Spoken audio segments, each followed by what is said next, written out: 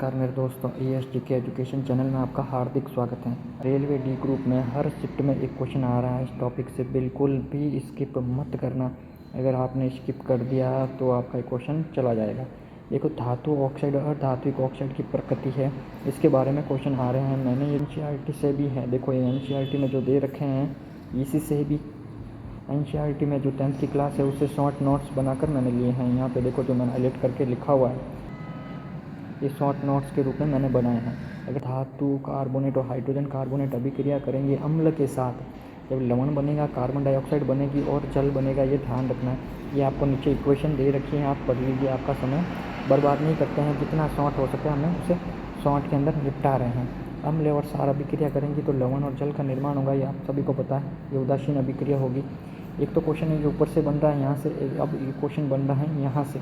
दो इक्वेशन दे रखी थी वो पीछे, उसमें से देखो एक क्वेश्चन यहाँ पे बनेगा। ऑक्साइड का प्रकार लिख रखा है, प्रकृति है, किससे अभिक्रिया हुई और उत्पाद, ये सब लिख रखा है। देखो धात्विक ऑक्साइड जैसे कि CuO और MgO, ये कौन सा है? धात्विक ऑक्साइड होता है जो क्षारीय प्रकृति के होते हैं। अधात्विक ऑक्साइड है वो जो अम्लीय प्रकृति के होते हैं। क्षारीय अम्ल, ये क्रिया करेंगे धात्विक ऑक्साइड अम्ल से और बनेंगे लवण और जल का निर्माण होगा। सेम अधात्विक ऑक्साइड हैं जो कि अम्लीय प्रकृति के होते हैं, यह क्षारक के साथ अभिक्रिया करेंगे तो लवण और जल का ही निर्माण करेंगे, ये आपको ध्यान रखना है। पीछे जो हमने देखी थी ब्लैक कलर वाली जो PDF के ऊपर, ये देखो सेम टू सेम लिखी। धात्विक ऑक्साइड है तो क्षारीय प्रकृति के होते हैं, और यहाँ पे नीचे लिख रखा है देखो अधात्विक ऑक्साइड है तो अम्लीय प्रकृति के होते हैं, ये लिख रखी है। धातु ऑक्साइड अम्ल के साथ जब अभिक्रिया करेंगे तो लवण और जल का निर्माण होगा, ये देखो इक्वेशन लिख रखी है मैंने नीचे यहाँ पे। और सेम टू सेम ये देखो, ये क्षारकों के साथ जब अधात्विक ऑक्साइड होते हैं जो अम्लीय प्रकृति के होते हैं।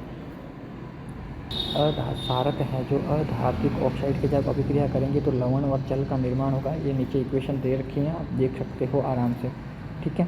कैल्शियम हाइड्रोक्साइड है, जब CO2 के साथ अभिक्रिया करेगा तो CaCO3 प्लस जल, लवण और जल का निर्माण होगा। इससे संबंधित जो क्वेश्चन आया है वो क्वेश्चन देखिए आप, कैसा क्वेश्चन आया। धातु रहित जो ऑक्साइड हैं वो क्षारक के साथ अभिक्रिया करेंगे तो कौन सा कथन सही है ये बताना है। देखो पहला क्वेश्चन देखो, इस स्टेटमेंट दे रखा है कथन देखो, धातु रहित ऑक्साइड की क्षारक के साथ अभिक्रिया करने से लवण और जल बनता है क्या? यस बनता है, ये ऊपर लिख रखी है लाइन। ये देखो धातु रहित मतलब कि अधात्विक ऑक्साइड हो गया धातु रहित, जब क्षारक के साथ अभिक्रिया करेगा तो लवण और जल का निर्माण होगा, ये देखो एकदम सही बात है।